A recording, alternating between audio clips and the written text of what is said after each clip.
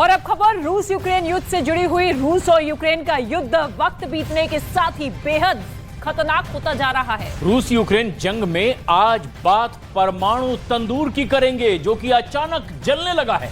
एक तरफ यूक्रेन सैलाब में बहा जा रहा है, तो वहीं ज़ेलेंस्की रुकने का नाम नहीं ले रहे हैं। ज़पोरिज़िया में अब यूक्रेन की सेना ने एक बड़ा काउंटर अटैक किया है, लेकिन रूस की मजबूत रक्षा पंक्ति के कारण ज़ेलेंस्की की सेना को इससे करारा जवाब मिला है। रूस ने ज़ेलेंस्की के कई टैंकों को बर्बाद कर देने का दावा किया है।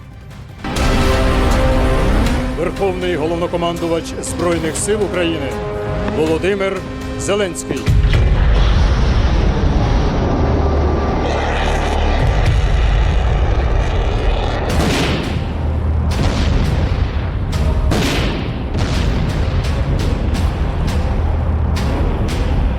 Президент Российской Федерации! Россия!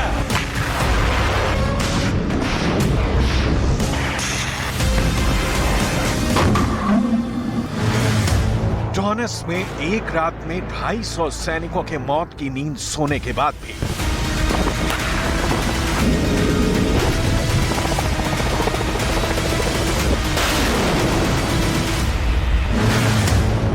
बखमूत की हार के हाहाकार के भी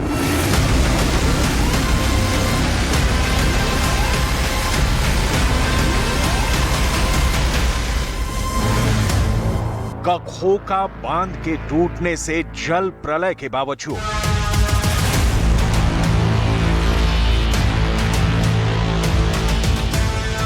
और रूस की परमाणु बम गिराने की धमकियों के वक्त ज़ेलेंस्की ने ज़पोरिज़िया पर जबरदस्त काउंटर अटैक किया।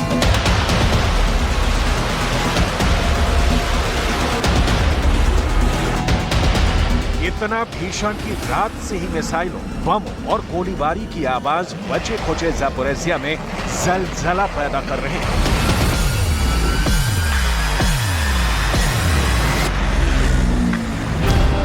भयानक जंग लड़ी जा रही है। ज़ेलेंस्की ने टैंक से, तोपों से, ड्रोन से ज़पोरिज़िया को रूस के कब्जे से मुक्त कराने के लिए लड़ाई छेड़ दी है।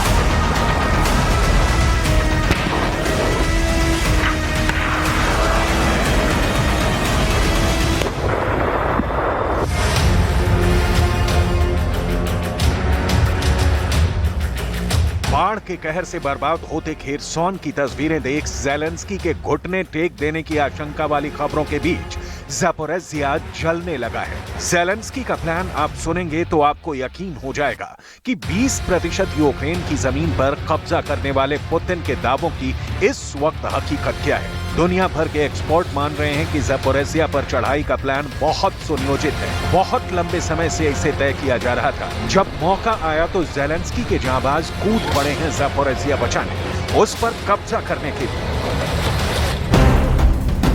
ज़पोरिज़िया फ्रंट की लड़ाई के स्क्रिप्ट में रूस के कब्जे वाले सबसे बड़े कस्बे टोकमाक और शहर मेलिटोपोल शामिल है। यूक्रेन की सेना वोग्लेडार और वोल्नोवाजा शहरों की ओर से मारियोपोल पहुंचने की कोशिश में है। मारियोपोल अज़ोव सी के करीब सबसे बड़ा शहर है, जिसे 1 साल पहले रूस ने कब्जा कर लिया था, और यही इलाका है जहां अज़ोवस्ताल स्टील फैक्ट्री पर कब्जे करने के लिए भीषण लड़ाई लड़ी गई। मारियोपोल पर कब्जे के साथ रूस ने अपने कब्जे वाले खेरसौन के साथ डॉनबास और क्राइमिया के बीच एक कॉरिडोर बना लिया। मारियोपोल पर कब्जे का रणनीतिक महत्व होगा और रूस के फ्रंट को 2 फाड़ करने के साथ क्राइमिया को अलग थलग किया जा सकेगा। В течение прошедших суток вооруженные силы Украины продолжали попытки ведения наступательных действий на Южнодонецком и Запорожском направлениях.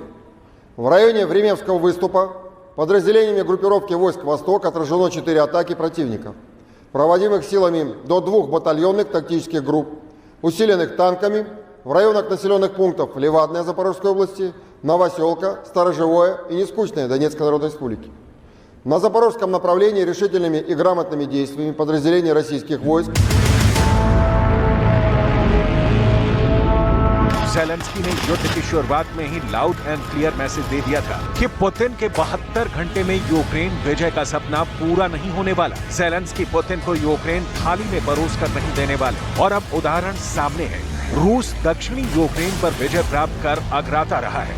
कि कीव अब दूर नहीं, लेकिन ज़ेलेंस्की के पलटवार ने पुतिन के प्लान पर पानी फेर दिया है। Institute for study of war के मुताबिक यूक्रेन की सेना इस मोर्चे पर एक रात में 3 किलोमीटर आगे बढ़ी है, चूंकि ये इलाका बारूदी सुरंगों से पटा हुआ है। ऐसे में इतनी दूरी अहम कामयाबी है।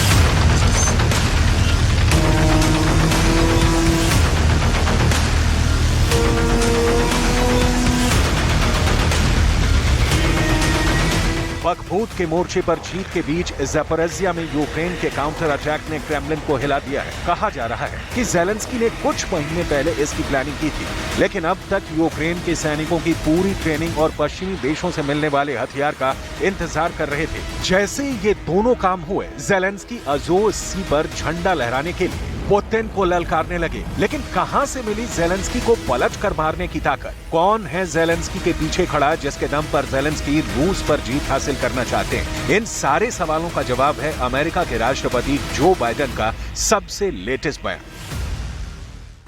And we're advancing this goal by providing them the support Ukraine needs now on the battlefield and helping them strengthen their military over the long term. The fact of the matter is that I believe we'll have the funding necessary to support Ukraine as long as it takes, and I believe that that support will be real. Even though you hear some voices today on Capitol Hill about whether or not we should continue to support Ukraine and for how long we should support them. The fact of the matter is, I asked people to picture what would happen if we were not supporting Ukraine. Do we think Russia would stop in Kyiv? Do you think that's all there would be happening? I think not, and I think the vast majority of my colleagues, even the critics, think that would not be the case as well. There's much more to say about Ukraine, but I hope that answers your direct question. Zelensky Biden की इसी हिम्मत के बूते अब तक जंग लड़ते आ रहे हैं, लेकिन ज़ेलेंस्की बहुत अच्छी तरह समझ रहे हैं कि ज़पोरिज़िया फ्रंट की लड़ाई पुतिन के प्रतिष्ठा की लड़ाई है। ज़पोरिज़िया फ्रंट पर ज़ेलेंस्की संयोग से भी जीत जाते हैं तो रूस की जंग में अब तक की सबसे बड़ी हार होगी। 8 महीने की बखमूत युद्ध के बाद की कामयाबी पर पानी फिर जाएगा। एक्सपर्ट मान रहे हैं कि जिस रूट को पकड़कर इस वक्त ज़ेलेंस्की की सेना मार्च कर रही है, उस पर पुतिन के पहरेदारों की पैनी नजर है। रूस ने इन इलाकों में जबरदस्त रक्षा पंक्ति तैनात कर रखी है। ज़ेलेंस्की की सेना को यहाँ लोहे के चने चबाने पड़ेंगे, फिर कहीं जाकर निकलेगा युद्ध का अंजाम। यूक्रेन के उप रक्षा मंत्री हन्ना मेलियार ने दावा किया है, दुश्मन की तमाम कोशिशों के बावजूद यूक्रेन की सेना कई दिशाओं की ओर आगे बढ़ी है। मेलियार के मुताबिक बखमूत के करीब उत्तरी और दक्षिणी हिस्सों में स्थित कुछ कस्बों को यूक्रेन की सेना ने कब्जा कर लिया है ताकि रूसी सैनिकों को घेरा जा सके।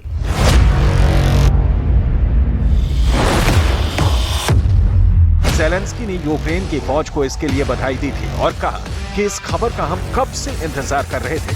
ज़ेलेंस्की का ज़पोरिज़िया काउंटर अटैक उस वक्त हुआ है जब कहा जा रहा है कि पुतिन सेना को विश्राम देने के मूड में है। रूस चाहता है कि युद्ध में कुछ दिनों के लिए विराम वाली स्थिति हो ताकि रूस को अपने सैनिकों और हथियारों को सुनियोजित तरीके से इकट्ठा करने और नई ऊर्जा जुटाने का वक्त मिल जाए।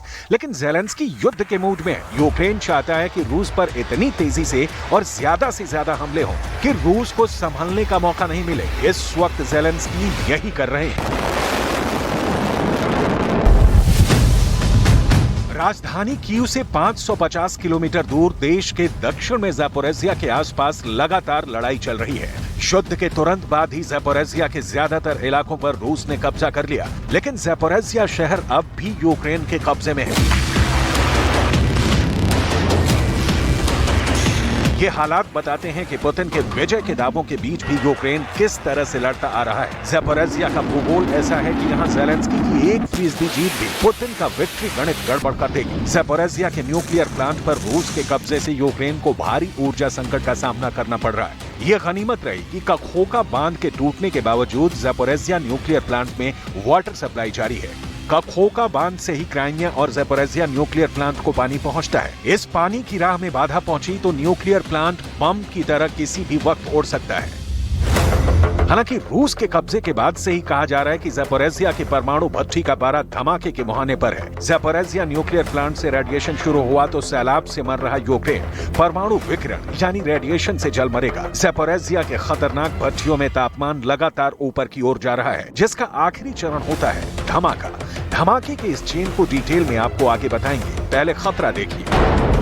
ज़ैपोरिज़िया परमाणु प्लांट से रेडिएशन शुरू हुआ तो ये सिर्फ यूक्रेन को मौत की नींद नहीं सुलाएगा, इसका शिकार बेलारूस का आदमी भी होगा, इसका शिकार पोलैंड के लोग भी होंगे, रोमानिया भी पहुंच सकती है रेडिएशन वाली मौत, और सबसे बड़ा ये कि रूस के नागरिक भी इसकी जद में आएंगे। यानी 5 देशों में इस वक्त परमाणु रेडिएशन का खतरा पैदा हो गया है।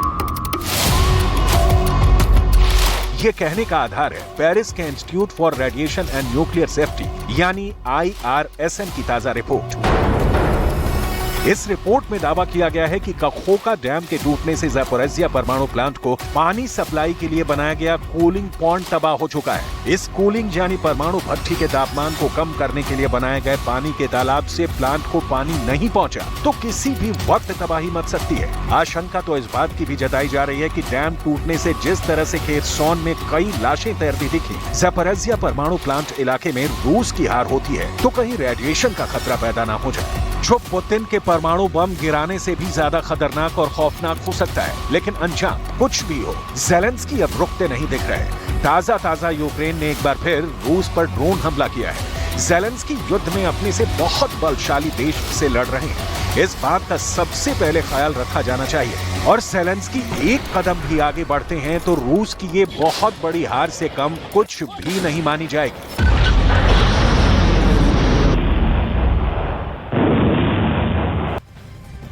दरअसल ज़ेलेंस्की जहां सोचना बंद करते हैं वहां से पुतिन की प्लानिंग शुरू हो जाती है। यूक्रेन में चल रहे युद्ध के बीच ही पुतिन ने एक नए मिशन की तैयारी कर ली है और उनका नया टारगेट ज़ेलेंस्की का एक पड़ोसी है, या कहें कि ज़ेलेंस्की का जिगरी दोस्त है। और इस बार पुतिन ने ज़ेलेंस्की के इस दोस्त पर नजर रखने के लिए एक वॉच टावर भी बनाना शुरू कर दिया है।